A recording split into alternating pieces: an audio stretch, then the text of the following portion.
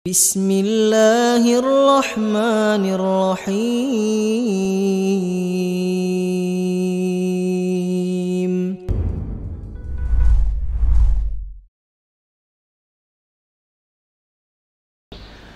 Innal hamdalillah nahmaduhu wa nasta'inuhu wa nastaghfiruh wa na'udzu billahi min shururi anfusina wa min sayyiati a'malina. May yahdihillahu fala mudilla lahu wa may yudlil fala hadiya lahu. Asyhadu an la ilaha illallah wa asyhadu anna Muhammadar Rasulullah. Allahumma shalli wa sallim wa barik ala nabiyyina wa habibina wa syafi'ina wa qa'idina wa maulana Muhammadin sallallahu alaihi wasallam wa ala alihi wa sahbihi wa sallim. Ayuhan nas, ittaqullaha haqqa tuqatih wa la tamutunna illa wa antum muslimun. Sidang Jumat rahimakumullah.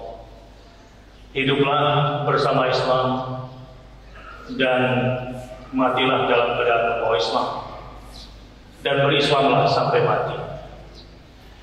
Itulah jalan keselamatan, itulah jalan kebahagiaan dan jalan kesuksesan yang sesungguhnya. Karena itu, bertakwa kepada Allah Subhanahu wa taala bukan sambil lalu. Bertakwa kepada Allah Subhanahu wa taala yang diterima adalah haqqa tuqatih. Bersungguh-sungguh dalam segala hal, terutama dalam menjalankan agama kita yang kita cintai. Tema khutbah Jumat pada kesempatan yang berbahagia di Milad dan Silaturahim Nasional Hidayatullah pada hari ini adalah khatib ingin menyampaikan cara pandangnya tentang peta tantangan dakwah Islam masa kini di tingkat nasional dan internasional. Bismillahirrahmanirrahim. Wa'adallahu alladhina amanu minkum wa 'amilus shalihat la yastakhlifannahum fil ardh kama istakhlafa alladhina min qablihim wa liyumakkinanna lahum dinahum alladhi irtada lahum wa la yubaddilannahum min ba'di khawfihim amna ya'budunani wa la yusyrikuna bi syai'an wa man kafara ba'da dzalika fa ulaika humul fasiqun. Kekuasaan adalah sebuah keniscayaan, dan umat ini pasti sebagaimana yang Allah janjikan di awal kata di surah An-Nur ayat 55 ini, wa'adallah. Allah tidak pernah mengingkari janjinya, dan itu pasti terjadi. Hanya saja perlu cara pandang yang benar dalam melihat kekuasaan, sehingga kita pandai berinteraksi dengan kekuasaan dan benar cara merebut kekuasaan. Kalau kita lihat misalnya di surah Ali Imran, qulillahumma malikal mulk tu'til mulka man tasha wa tanzi'ul mulka mimman tasha wa tu'izzu man tasha wa tudhillu man tasha biyadikal khair innaka 'ala kulli syai'in qadir. Coba perhatikan kenapa kata-kata man tasha diulang berkali-kali di ayat ini. Sebagaimana hadis yang panjang tentang Minhajul Nubuwah juga berulang-ulang kata-kata syah. Ini menunjukkan bahwa kekuasaan itu sesungguhnya adalah sangat bergantung pada masyiatullah. Ada banyak orang yang bertarung untuk menjadi caleg atau menjadi capres, yang ketika kalah kemudian dia stres, bahkan pura-pura gila, dan ada yang punya stroke. Mungkin sejak awal ada yang salah dari cara dia memahami kekuasaan dan konsep kekuasaan, dan cara dia menjalaninya. Sehingga akhir dari perjalanannya adalah sebuah penyesalan. Yang ingin Khatib tegaskan di sini adalah bahwa kekuasaan itu murni masyiatullah dan tahapan-tahapannya pun sudah Allah gambarkan. Sidang Jumat rahimakumullah. Jadi yang pertama yang ingin Khatib tekankan berbicara tentang peta dan ingin merebut kekuatan yang sesungguhnya dan mendatangkan pertolongan Allah Subhanahu wa taala adalah yakinlah pada janji Allah dan bersadarlah pada masyiatullah, kehendaknya Allah Subhanahu wa taala. Yang kedua, memang hanya orang bodoh yang minta diberikan kekuasaan. Karena kekuasaan itu umumnya memang harus direbut. Tetapi kita harus tahu dulu konsep apa yang disebut dengan menang dan mencapai kemenangan itu. Bahwa kemenangan dalam sebuah kekuasaan, satu kata kuncinya, idza jaa nasrullah. Kemenangan bagi kita cuma satu, yaitu jika Allah menolong kita. Sehingga faktor-faktor yang mendatangkan kemenangan itulah yang harusnya kita jalani. Jangan terpengaruh dengan pola-pola yang menyentuh ke ranah syirik belakangan ini dalam berdemokrasi. Misalnya, yang bakal menang di sistem demokrasi ini adalah mereka yang popularitasnya tinggi, didukung oleh partai-partai besar dan memiliki logistik yang kuat. Itu sudah runtuh teori itu di Jakarta.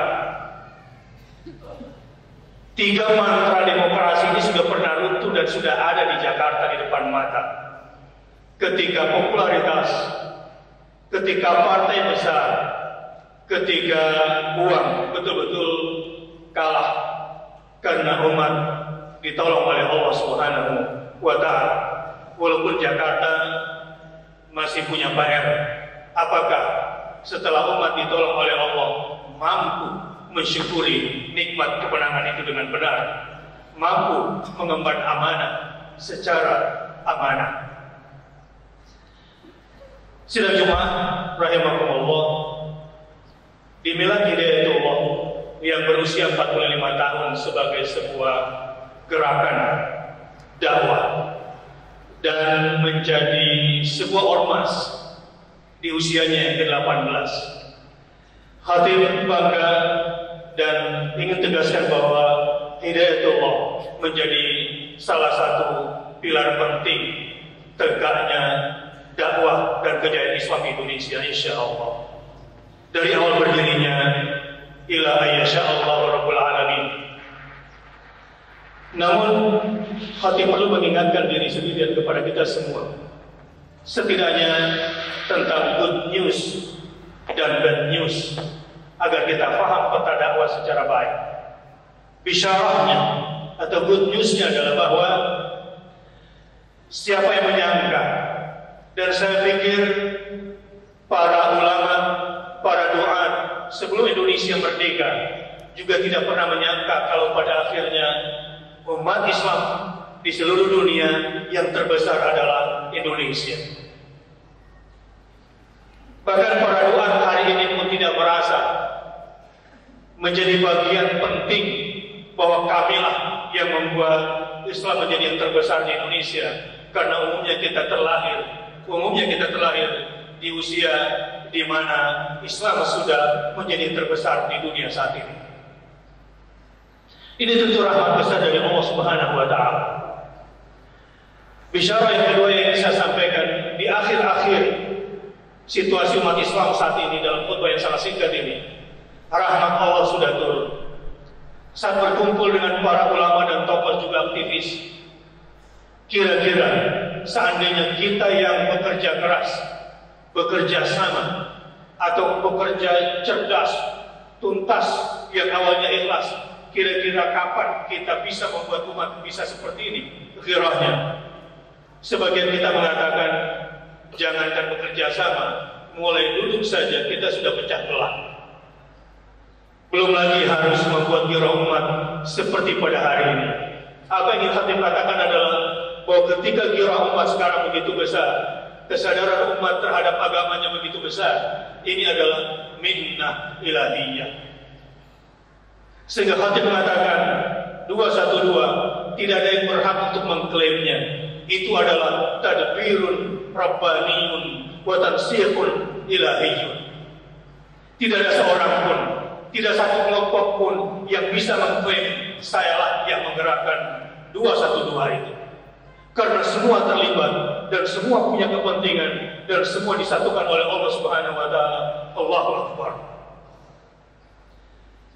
Dan ini adalah murni tadbirun rabbani atau tansyiqun ilahi. Allah yang menggerakkannya dengan rahmat yang diturunkan di Indonesia ini.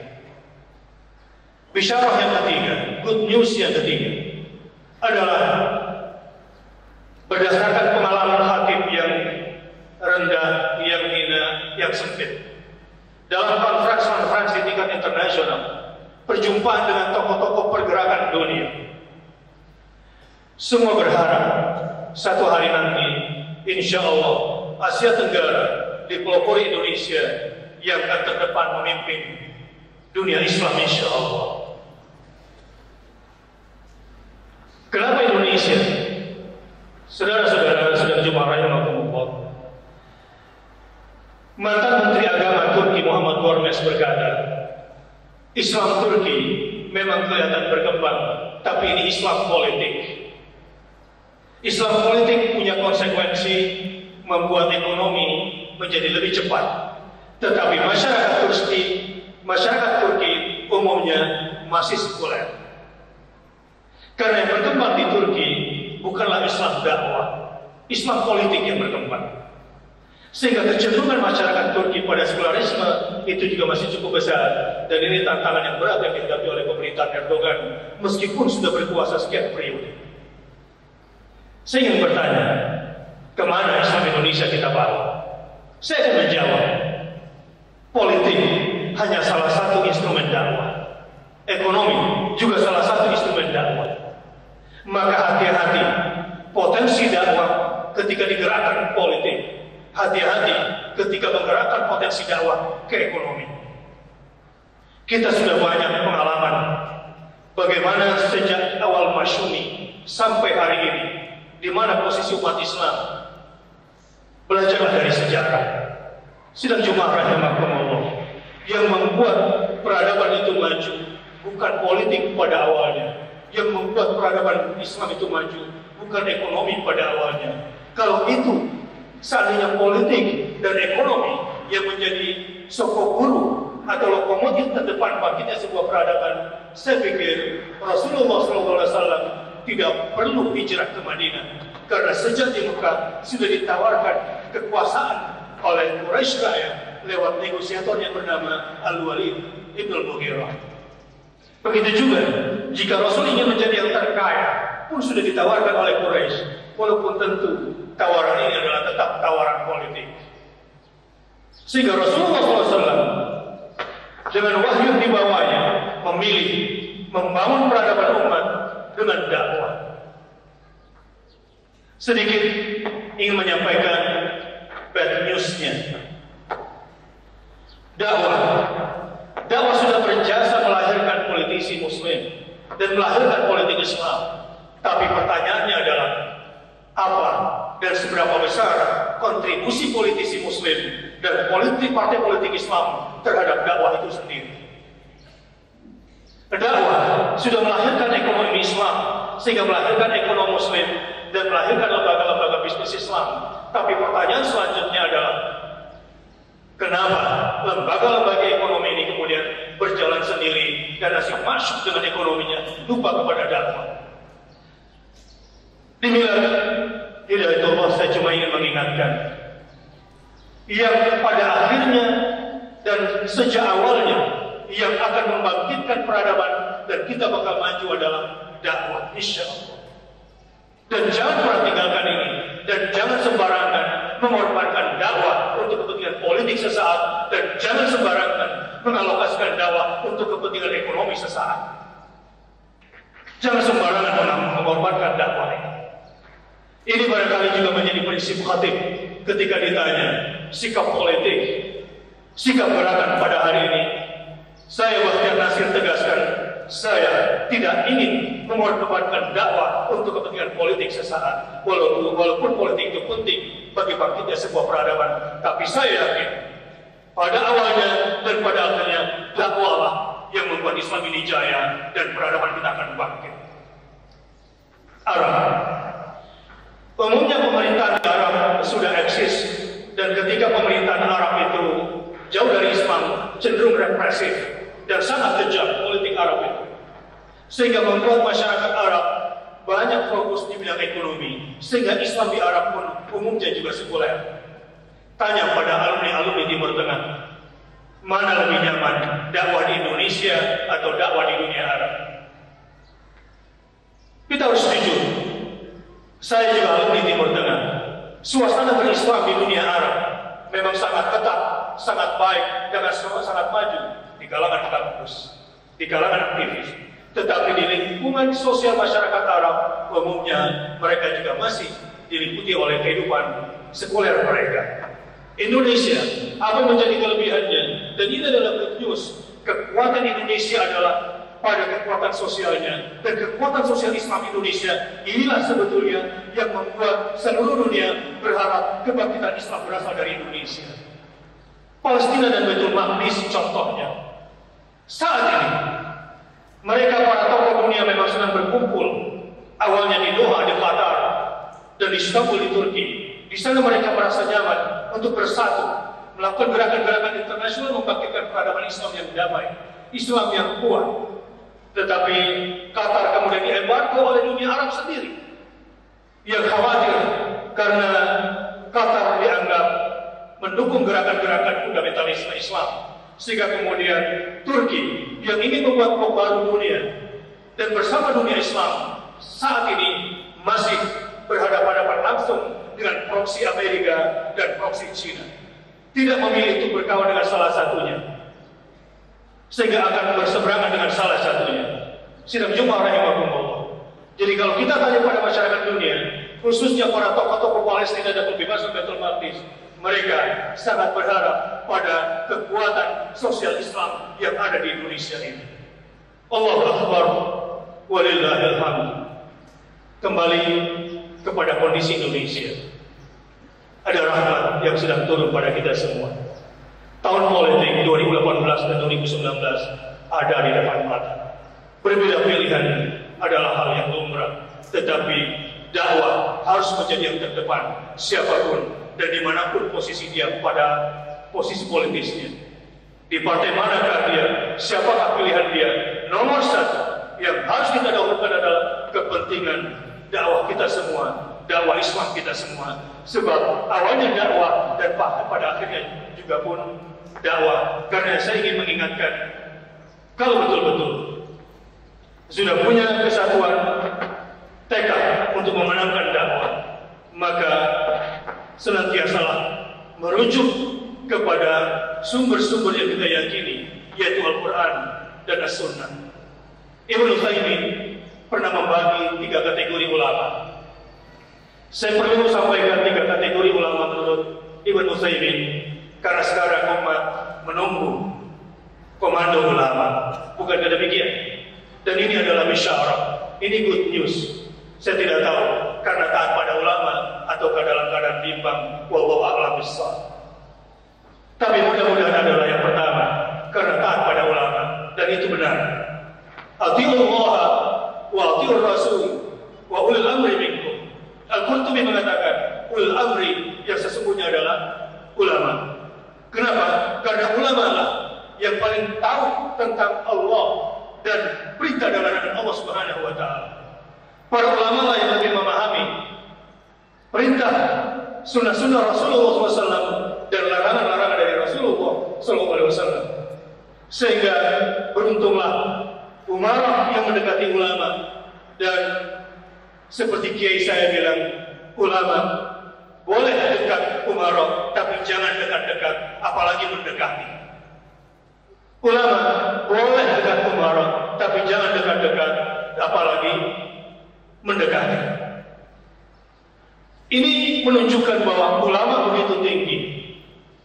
Ya, yarfa'illahu alladhina amanu minkum. Yarfa'illahu alladhina amanu minkum. Terus walladzina utul ilma darajat. Ya, syahidallahu annahu la ilaha illa huwa wal malaikatu wa ulul ilmi qa'iman bil qist. Allah, malaikat, bahkan ulama orang berilmu disejajarkan dalam bersyahadat kepada Allah Subhanahu wa taala. Karenanya ulama tidak boleh di bawah umarah. Kalau kursi ulama menjadi umarah, harus menjadi yang pertama. Kalau kursi ulama tidak menjadi umarah, jangan menjadi bawahan umarah. Karena tingginya derajat ulama, dan ulama lah sebetulnya dalam politik demokrasi seperti ini yang menjaga dua pilar politik Islam, hirasatuddin wa himayatur ra'iyyah. Menjaga agama dan melindungi umat Islam ini agar mereka tetap konsisten dengan agamanya. Sidang Jumat rahimahumullah, kata Ibnu Utsaimin, ada tiga kategori ulama. Ada ulama daulah, ada ulama ummah, ada ulama millah. Saya tidak bicara benar dan salah di antara tiga kategori ini. Ada ulama yang kerjanya membenarkan semua apapun yang dikerjakan dan diputuskan oleh umarah. Sekali lagi saya tidak katakan yang benar dan salah. Tetapi ada ulama al-ummah yang mengikuti apa saja maunya umat, diikuti semua. Allah tekankan dalam peristiwa Bani Mustalik, la yuti'ukum fi katsirin minal amr la'anittum. Seandainya Rasul mau mengikuti terus kemauan umat, pasti umat ini akan hancur. Karena umat jika diikuti semua maunya oleh si ulama bisa rusak umat itu sendiri. Dan ini dalam kasus Bani Mustalik bisa dipelajari dalam sirahnya. Ketika umat membuat isu, menggiring peristiwa agar ulama memutuskan seperti yang diinginkan umat, la'anitun, umat akan hancur. Seharusnya ulama itu yang diikuti adalah ulama millah, ulama yang keputusan-keputusannya terutama dalam soal politik dan kekuasaan pada dua hal. Ulama yang memutuskan berdasarkan ilmu dan keberpihakannya pada ilmu. Dan yang kedua, ulama yang berpihaknya pada keadilan. Ini yang disebut dengan kebenaran oleh seorang ulama dalam menilai sebuah politik dan kekuasaan. Ulama seperti ini yang harusnya diikuti. Karena ulama seperti ini berhadapan dengan daulah, dan ulama seperti ini berani berhadapan dengan umat ketika kemauan umat sudah bisa menghancurkan umat itu sendiri.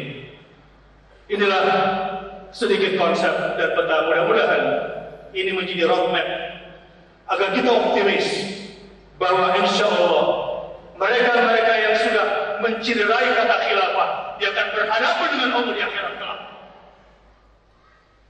Mereka-mereka yang sudah menyudutkan ayat-ayat Allah, mereka-mereka yang sudah melakukan kerusakan di muka bumi dengan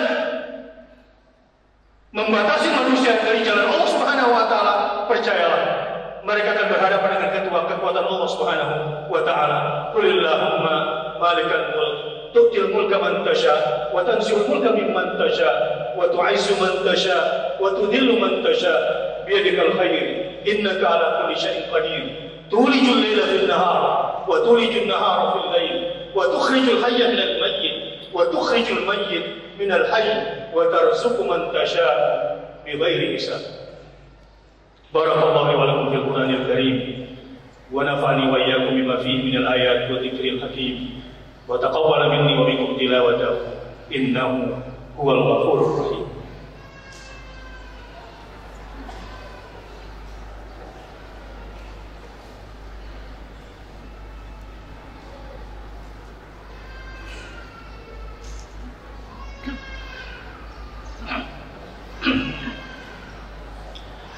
Alhamdulillahi wa kafa wassalatu wassalamu ala nabiyyil mustafa wa ala alihi wa ashabihi wa man tabi'ahum ila yaumil wafa. Asyhadu an la ilaha illallah wa asyhadu anna Muhammadar Rasulullah. Sedang jemaah rahimakumullah, kita berdoa mudah-mudahan hidayatullah dengan semua gerakan-gerakan dakwahnya senantiasa mendapatkan taufik dari Allah Subhanahu wa taala. Dan kita doakan mudah-mudahan hidayatullah berikut semua pejuang-pejuang yang ada di dalamnya mendapatkan inayah dan perlindungan dari Allah Subhanahu wa Ta'ala. Dan khatib ingin berpesan di milad yang sangat agung dan berbahagia ini, di masjid yang akan menjadi saksi ini,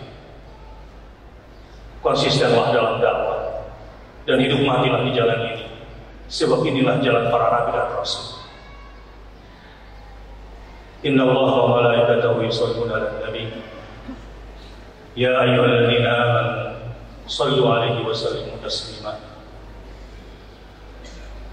Bersalawat kepada Nabi Muhammad SAW. Dan inilah setidaknya menjadi kode etik kebersamaan kita sebagai umat Muhammad SAW. Insya Allah sesama umat Muhammad akan disatukan hatinya dengan syafaat Nabi SAW ketika kita senantiasa bersalawat kepada Nabi Muhammad SAW. Gerakan dakwah kita hanyalah sebuah gerakan untuk meniti jalan hidup Muhammad SAW dan meniti jalan dakwah Rasulullah SAW. Tidak mungkin kita mendapatkannya atau kita mendapatkan kesuksesan di dalamnya kalau kita tidak bersalawat kepada Nabi Muhammad Sallallahu Alaihi Wasallam, wa ala sahabati ajma'in, wa ala tabi'in, wa tabi'at tabi'in lahum bi ihsan ila yaumiddin. Saudara-saudara, setelah bersalawat Allahumma sholli ala Muhammad wa ala ali Muhammad, mari kita berdoa terutama kepada semua pemimpin. Jangan berdoa untuk dirimu sebelum mendoakan muslimin dan muslimat. Allahumma ighfir lil muslimina wal muslimat wal mu'minina wal mu'minat al ahya minhum wal amwat innaka sami'un qaribun mujibud da'wah. Allahumma ighfir lil muslimina wal muslimat wal mu'minina wal mu'minat al ahya minhum wal amwat innaka sami'un qaribun mujibud da'wat. اللهم اغفر للمسلمين والمسلمات والمؤمنين والمؤمنات الأحياء منهم والأموات إنك سميع قريب مجيب الدعوات فيا قاضي الحاجات. ربنا ظلمنا أنفسنا وإن لم تغفر لنا وترحمنا لنكونن من الخاسرين. اللهم إنا نسألك رضاك والجنة ونعوذ بك من سخطك والنار. اللهم ربنا أعز الإسلام والمسلمين وأصلح ولاة المسلمين وأصلح ذات بينهم وانصرهم على عدوك وعدوهم. اللهم انصر من نصر الدين واخذل من خذل المسلمين. ربنا اغفر لنا ولوالدينا وارحمهما كما ربيانا صغارا. ربنا اجعلنا مقيم الصلاة ومن ذرياتنا ربنا وتقبل دعاء. ربنا أوزعنا أن نشكر نعمتك التي أنعمت علينا وعلى والدينا وأصلح لنا في ذرياتنا إنا تبنا إليك وإنا من المسلمين. ربنا آتنا من لدنك رحمة وهيئ لنا من أمرنا رشدا. ربنا آتنا في الدنيا حسنة وفي الآخرة حسنة وقنا عذاب النار. عباد الله، إن الله يأمر بالعدل والإحسان وإيتاء ذي القربى وينهى عن الفحشاء والمنكر والبغي يعظكم لعلكم تذكرون. فاذكروا الله العظيم يذكركم واشكروه على نعمه يزدكم ولذكر الله أكبر والله يعلم ما تصنعون.